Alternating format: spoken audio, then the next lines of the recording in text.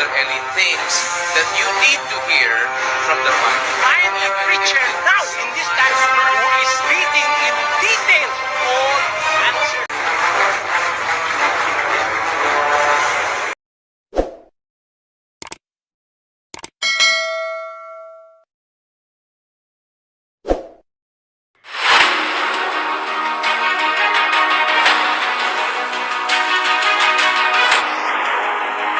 Pagka ang isang nagmimilagro, ang aral ay wala sa Biblia, mali, imbento, yun po ay milagro ng demonyo.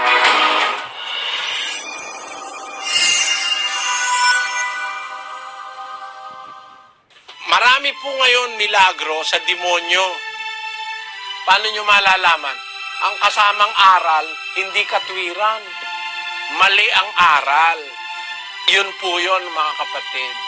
Pag ang nangangaral na gumagawa ng milagro, ang aral ay mali, sa demonyo yung milagro nun. Halimbawa, marami kasi ngayon nagmimilagro Pero mga kasinungalingan lang, di naman totoo. 24:24 ng Mateo. Pakinggan niyo. Sapagkat may magsisilitaw ng mga bulaang Kristo at mga bulaang propeta at magpapakita ng mga dakilang tanda at mga kababalaghan, ano pat ililigaw kung maaari pati ng mga hirang. Ayun, yun po ang pagkakakilanlan mo, kapatid. Magpapakita ng mga tanda at kababalaghan, mga milagro, pero nagliligaw lang. Ang aral mali, hindi sa Diyos. Ang aral imbento.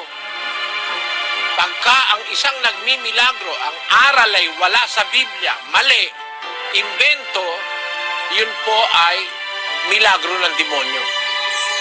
Basahin natin ang 7:22 ng Mateo.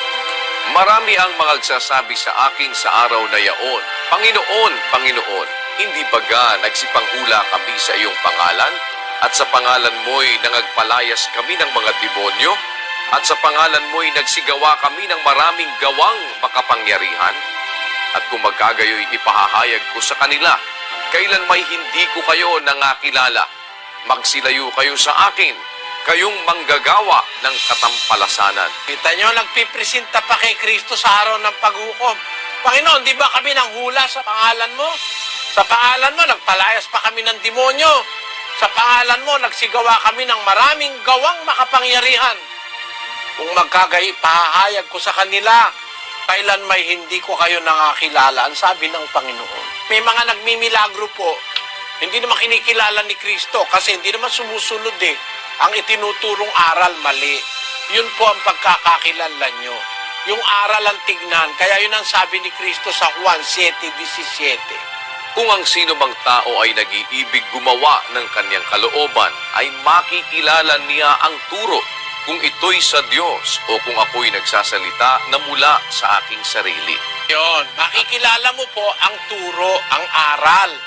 Kung sa Diyos o kung ako'y nagsasalita ang wika mula sa aking sarili. Ang pagkakakilalan mo yung turo Para makilala mo yung talagang sa Diyos, yung turo, hindi yung milagro.